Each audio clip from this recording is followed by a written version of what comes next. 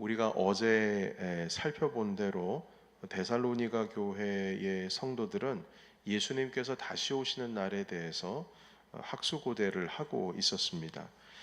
이렇게 그 주님 다시 오신 날을 간절히 기다릴 수밖에 없었던 이유는 어제도 말씀을 함께 나눴었습니다만, 지금 이 신앙으로 인해서 감당하기 어려울 정도로 큰 핍박을 당하고 있었기 때문입니다. 예수님께서 다시 재림을 하시게 되면 이 핍박을 받는 일은 중단이 될 것이고 영원한 하나님의 나라에 들어갈 수 있기 때문에 주님께서 이 땅 가운데 오심을 간절히 기다리고 있었습니다. 때문에 한 가지 부작용이라고 하기에는 좀 그렇고요. 여하튼 신앙에 있어서 너무 간절히 주님 다시 오실 날을 기다리다 보니 그 예수님의 재림이 곧 임할 것이라고 하는 그런 소문이 돌기 시작했습니다. 이러다 보니까 자기가 가지고 있는 생업을 포기하기도 하고, 이 예수님 오실 날이 이제 곧 오신다고 하니까 지금 현재의 삶에 대해서 모든 것들을 내려놓고 그냥 주님 오실 날만을 간절히 기다리는 그런 부작용 아닌 부작용이 일어나게 된 것이죠. 그래서 어떤 사람들은 예수님의 재림이 이미 시작됐다라고 거짓 소문을 퍼뜨리는 사람들도 있었고요. 이러다 보니까 교회 안에서 이 신앙적인 삶이, 성도들의 삶이 조금씩 엉망이 되어가고 있었습니다. 그래서 사도 바울이 이런 상황들을 어제도 함께 말씀을 나눴습니다만 냉정하게 오래 참고 기다리는 것에 대해서 말씀하시면서 교회를 이 복음에 집중할 수 있도록 해야 되겠다. 그 마음을 가지고 이 데살로니가 후서를 쓰게 된 겁니다. 그래서 이 불법의 사람이라고 하죠. 오늘 말씀해 보시게 되면 불법의 사람 3절에 보면요. 불법의 사람, 멸망의 아들이 나타나기 전에는 그날이 이르지 아니한다. 적그리스도를 말합니다. 그래서 2절 말씀 우리 같이 읽겠습니다. 2절 시작. 영으로나 또는 말로나 또는 우리에게서 받았다 하는 편지로나 주의 날이 이르렀다고 해서 쉽게 마음이 흔들리거나 두려워하거나 하지 말아야 한다는 것이라. 아멘. 그러니까 영으로나, 누가 계시를 받았다고, 주님 오신다고, 말로나 소문이 막 돌고 시작하고요. 우리에게서 받았던 편지로나, 사도 바울이 이제 곧 주님 다시 오실 날이 이제 곧 시작된다라고 하는 거, 이런 얘기를 들었다고 해서 쉽게 마음 흔들리지 마라. 그런 것에 마음 흔들리지 마라. 이렇게 말씀을 하시는 겁니다. 어떻게 되든지 간에 배교하는 일이 있고 불법의 사람, 멸망의 아들이 나타나기 전에는 그날이 이르지 않는다. 이렇게 정리를 해주고 있습니다. 그러니까 이 재림에만 집중을 하다 보니까 교회가 엉망이 되는 거죠. 여러분, 그래서 이 주님의 교회 가운데 있어서도 그 이단들의 신학 사상에 있어서 빠지지 않는 주제가 뭐냐면은 종말론입니다. 마지막 때에 어떻게 하느냐. 그래서 이 마지막 때에 주님이 강림하시고 재림하시는 것에 대한 해석이 이단마다 다 달라요. 자기가 다 구세주라고 말하는 사람들도 있으니까요. 그리고 어떤 이단들은 주님의 날이 곧 다가온다, 몇 날 며칠이다 해서 과거에 1992년도 10월 26일인가 다미 선교회라고 해서 아예 날짜를 정해놓고 그때 난리도 아니었습니다. 하루 전날, 이틀 전날, 일주일 전날부터 주님께서 오신다는 가장 높은 산에 올라가가지고 흰 옷 입고 직장 다 걷어차버리고 그냥 큰 소리 외쳐서 밤새도록 나 휴거 받아달라고 했는데 어디서 저쪽에서 그 마을에서 TV가 넘어지는 바람에 뻥 터졌거든요. 그 터지는 소리 듣고 주님 다시 오시는 그 시간이 시작되었다. 이렇게 서로가 이야기하면서 더 그 기도 소리가 커지기도 하고, 여튼 수많은 에피소드들이 있습니다. 그런데 아침이 동이 텄는데 휴거는커녕 아무것도 일어나지 않잖아요. 그러니까 이런 그 이단들이 그 종말론, 마지막 때를 자꾸 이렇게 가지고 오는 것은 그것을 통하여서 사람들에게 두려운 마음을 넣어서 그들의 마음을 사로잡을 수 있기 때문에 이단들이 이 종말론, 주님 다시 오시는 마지막 날에 대해서 이걸 붙들지가 않을 수가 없습니다. 사람들이 마음이 왔다 갔다 하니까요. 그러니까 오늘날 지금 이 그런 상황이 이미 성경이 있음에도 불구하고 일어나고 있어요.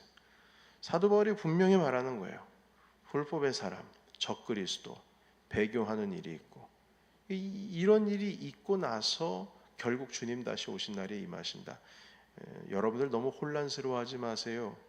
마음 냉정하게 신앙 가지고 주님 다시 오실 날을 기다립시다. 이렇게 지금 말씀을 하고 있는 것입니다. 자, 그래서 여러분 데살로니가 후서는 아직은 때가 아니니 복음에 충실하라. 복음에 충실하라. 다른 헛된 것에 자꾸 마음 뺏기지 말고 복음 그 자체에 충실하라. 이렇게 말씀하는 겁니다. 복음에 충실하지 않고 복음 외의 것에 충실할 때에 본질을 붙들고 있는 것이 아니라 비본질을 붙들고 있는 것이기에 사람들의 마음이 흔들릴 수밖에 없는 것입니다. 여러분 4절 말씀 보시겠습니까? 4절 마지막 때에 복음을 붙들지 않고 주변의 다른 비본질적인 것들만 붙들게 되면 어떤 일이 일어나느냐. 4절입니다. 다 같이 읽겠습니다. 자, 시작. 그는 대적하는 자라 신이라고 불리는 모든 것과 숭배함을 받는 것에 대항하여 그 위에 자기를 높이고 하나님의 성전에 앉아 자기를 하나님이라고 내세우느니라. 아멘. 여러분 자기가 하나님이라고 떠들어댈 것이라고 말하고 있습니다. 마지막 때의 말입니다. 이게 비본질을 붙들고 있는 것으로 인해서 결국 이런 사람들에 의해서 교회가 혼란스럽다는 겁니다. 4절에 있는 말씀을 조금 더 잘 이해하기 위해서 쉬운 번역본으로 제가 다시 한번 좀 읽어보도록 하겠습니다. 중반부터 읽어볼게요. 그 모든 것들 위에 올라가 지배하려고 할 것입니다. 심지어는 하나님의 성전에 들어가 그곳에 앉아서 자기가 하나님이라 주장할 것입니다. 그러니까 이 마지막 때에 일어나는 현상 중에 하나는 교회 공동체, 성전 공동체, 우리 함께 그리스도를 믿는 복음 공동체에 내가 하나님이다 해서 모든 것들 위에 올라가서 지배하려고 한다. 쉬운 성경 번역본이 그겁니다. 내가 하나님이다라고 하면서 지배하려고 한다. 여러분, 우린 지배하려고 하는 욕구가 있습니다. 내 존재를 높이려는 욕구가 있죠. 그리스도와 공동체 앞에서 높아지는 것은 복음이 높아져야 하는데 복음이 높아지는 것이 아니라 자기가 높아지고 자기 자신이 지배하려고 하고 자기 자신의 중심적으로 복음 공동체가 움직이게 하려고 하는, 지배하려고 하는 그런 상황이 마지막 때에 일어난다. 이렇게 말씀하고 있습니다. 여러분, 나는 하나님이다. 이런 말은 감히 하지 않지만 그 성도님들 안에서도 마찬가지고 강단에서 이 강단 복음의 진리가 선포되는 자리를 지키는 목회자들도 마찬가지고 말만 안 했지 하나님처럼 복음 공동체를 지배하는 오늘날의 많은 교회들도 있습니다. 내가 높아지는 거죠. 주님이 높아지고 복음이 높아지는 것이 아니라 내가 높아지는 겁니다. 내가 높아지는 겁니다. 목회자만 그러는 거 아닙니다. 평신도도 똑같습니다. 내가 높아지려고 하고 내가 지배하려고 하는 구조, 그런 욕망, 그것이 있을 때 이것은 복음이 아닌 비본질에 충실한 것에 대한 마지막 징조입니다. 그 모든 것을 위에 올라 지배하려고 할 것입니다. 자, 그리고 9절 말씀 한번 보실까요? 9절 같이 읽겠습니다. 9절과 10절 읽겠습니다. 자, 시작. 악한 자의 나타남은 사탄의 활동을 따라 모든 능력과 표적과 거짓 기적과 불의의 모든 속임으로 멸망하는 자들에게 있으리니 이는 그들이 진리의 사랑을 받지 아니하여 구원함을 받지 못함이라. 아멘. 여러분 9절 보시면요, 사탄의 활동을 따라 능력과 표적과 거짓 기적이 일어난다, 이렇게 말씀하고 있습니다. 여러분, 능력이 일어나고 기적이 일어나고 표적이 보여진다 해도 이게 사탄으로 인한 것일 가능성도 있다는 겁니다.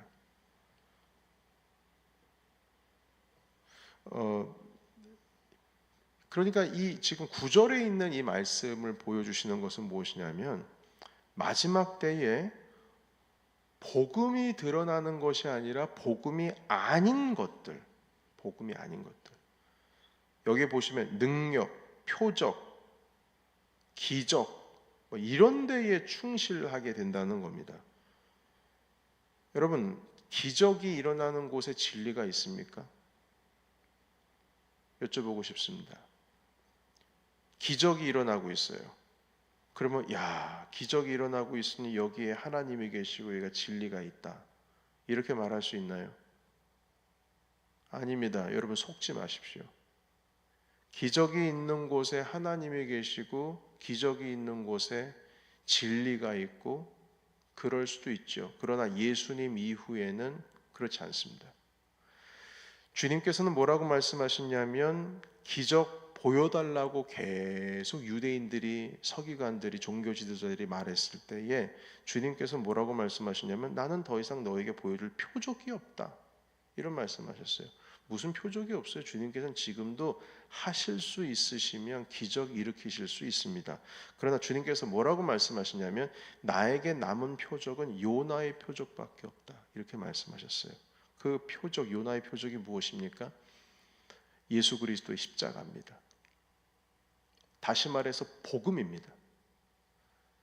그러니까 복음보다 더 앞설 것은 없어요. 복음보다 앞설 것은 없습니다. 여러분, 기적이 있다 할지라도 마지막 때에는 사탄의 능력이요, 사탄의 기적이요, 사탄의 표적이라고 오늘 분명히 9절에 말씀하고 있습니다. 속지 말라는 거예요. 막 사람들이 뭐 일어나고 그러면, 목사님 이렇게 기적이 일어나고 있는데 하나님의 진리가 여기 있는 건 아니겠습니까? 주님께서 함께하는 것이 아니겠습니까? 사람들이 기적만 쫓아다녀요. 옛날에 예수님 기적이 일으키셨을 때 쫓아다녔던 것처럼 그렇게 쫓아다녀요. 오늘날에 기적이 없는 건 아닙니다. 주님께서, 성령께서 일으키시는 기적, 오늘날도 여전히 존재합니다. 그러나 분명한 것은 무엇이냐면, 우리가 구분할 줄 알아야 된다는 거예요. 기적에만, 표적에만 우리의 온통 마음이 다 빼앗겨 버리면 어떤 일이 일어나느냐? 복음에 집중을 하지를 못합니다. 복음. 교회가 예수 그리스도의 복음으로 가득 차 있어야 하는데, 십자가의 복음, 그 십자가의 복음으로 기쁨으로 나아가는 그 복음으로 인한 열매의 충만함으로 있어야 되는데, 다 헛된 것에 그냥 마음 다 뺏겨버려요. 그러니까 사단이 사람들의 마음을 자꾸 뺏기네. 오케이, 이걸 잡으면 되겠구나. 여러분, 모세가 기적을 행했을 때에도 이집트에 있었던 박수무당도 똑같은 거 행했습니다. 기적이 있는 곳에 진리가 있지 않습니다. 복음이 있는 곳에 진리가 있는 겁니다. 기적, 신유 안 믿는 거 아니에요. 기적 안 믿는 거 아니에요. 예언 안 믿는 거 아닙니다. 저 다 믿습니다. 오늘날에도 있다고 믿어요.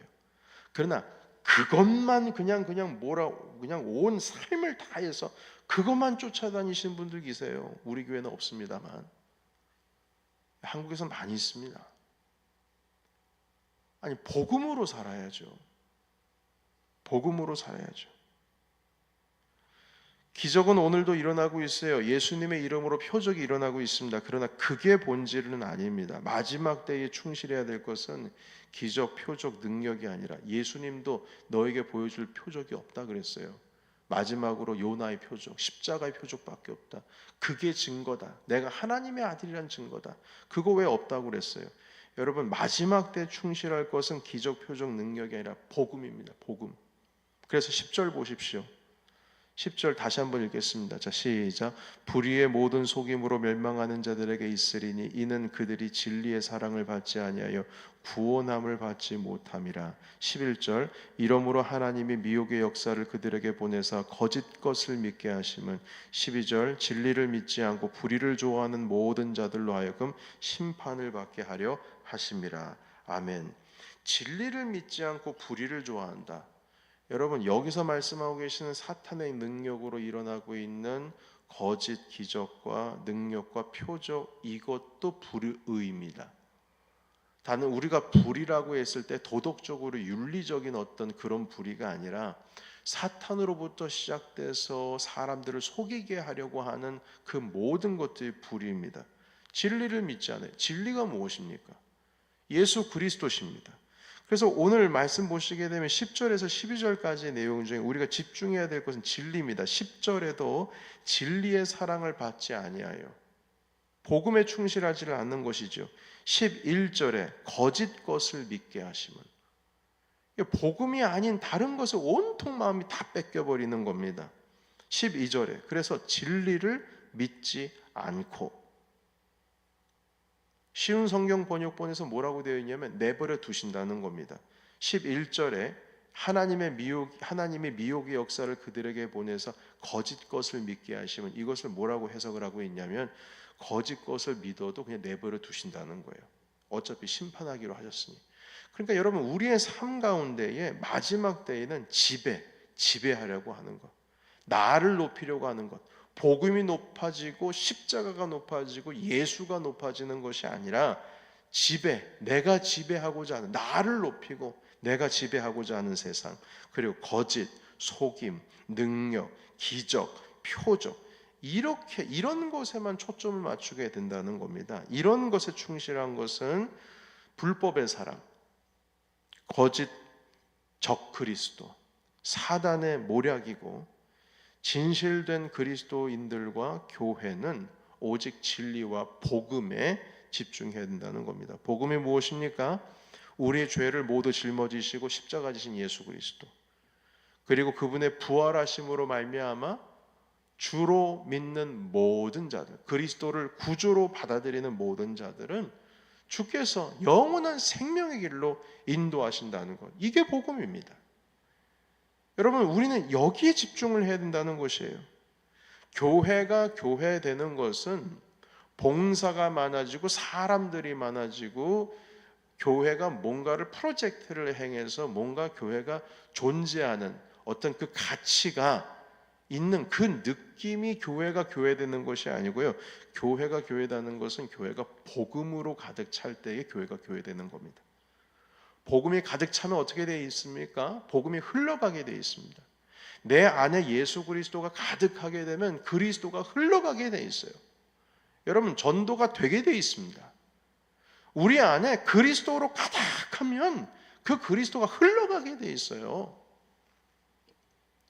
여러분, 예수 그리스도의 복음이 흘러가는 곳이 바로 예수님의 재림을 기다리는 참된 교회의 모습입니다.